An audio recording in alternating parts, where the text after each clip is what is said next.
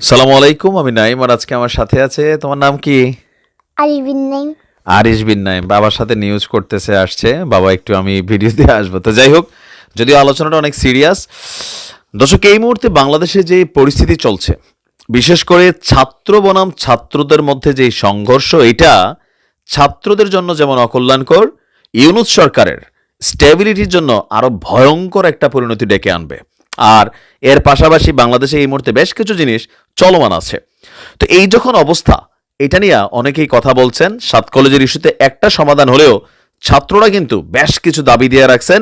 আর এই দাবিগুলো যদি না মানে ঢাবি বা যে প্রশাসন আছেন, তাহলে পরিস্থিতি আগামী দিনে খারাপের দিকে যাবে। আর এটা যদি খারাপ হয়, তাহলে বৈষম্য বিরোধী আন্দোলন মুখ থুবড়ে পড়বে।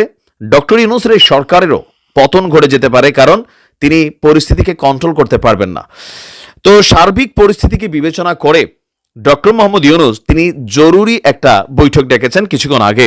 আপনার 7 কলেজের চলমান পরিস্থিতি এবং উদ্ভূত যে ঘটনাগুলো আছে, এগুলোকে সমাধানের জন্য জরুরি আলোচনা সভা ডেকেছেন প্রধান উপদেষ্টা ডক্টর মোহাম্মদ ইউনূস। যেহেতু ছাত্ররাই তার নিয়োগকর্তা, সো গার্জিয়ানরা যখন একে অন্যের সাথে মারামারিতে লিপ্ত, তো তিনি কর্মচারী হিসাবে অবশ্যই তিনি চাইবেন যে মালিক পক্ষ যেন ঠিক থাকে।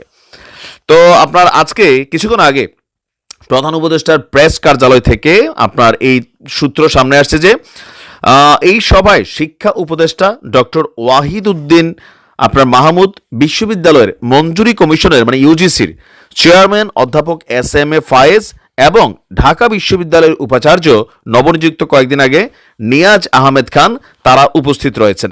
এখন এখানে আলোচনার বিষয়টা কোনটা? আলোচনার বিষয়টা হচ্ছে আমার ধারণা যে এই মুহূর্তে যে চলমান পরিস্থিতি আছে, কিভাবে 7 কলেজের ইস্যুটাকে কন্ট্রোল করা যায় বা ছাত্রদের মধ্যে বিষয়টাকে নিয়ে ঐক্য করা যায়, সেটার উপরই আমরা দেখছি যে ফাইনালি তাদের একটা দাবি আছে। 24 ঘন্টার আলটিমেটাম দিয়েছে। আর যদি এই সময়ের মধ্যে তাদের দাবি দেওয়া মানা না হয়, তাহলে নিউ মার্কেট সহ বিভিন্ন জায়গায় ঘেরাওয়ের ঘোষণা, ঢাকা ব্লকেট কর্মসূচি, আরও অনেক কিছু। আর আজকে ঢাকা কলেজের শহীদ মিনার থেকে আপনার গতকালকে এই বিষয়টা সামনে আসছে। তো তাদের প্রধান দাবি যেটা, যে ঢাকা বিশ্ববিদ্যালয়ের উপাচার্য যিনি আছেন অধ্যাপক ডক্টর মামুন আহমেদের বিরুদ্ধে ব্যবস্থা নিতে হবে। ইভেন শিক্ষার্থীদের দাবি যে ঢাকা বিশ্ববিদ্যালয় এবং 7 কলেজের শিক্ষার্থীদেরকে মুখোমুখি অবস্থানে দাঁড় করিয়ে দিয়েছেন এই ঢাবির প্রভিসি অধ্যাপক মামুন আহমেদ। এই দায়ভার নিয়ে তাকে পদত্যাগ করতে হবে।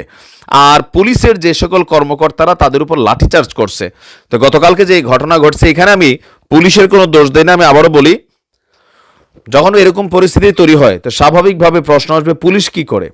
পুলিশ থাকাতে সংঘর্ষের পরিমাণ কমছে, তবে পুলিশ ঢাবিকে প্রোটেকশন দিচ্ছিল, এটা কিন্তু দিনের আলোর মতন পরিষ্কার।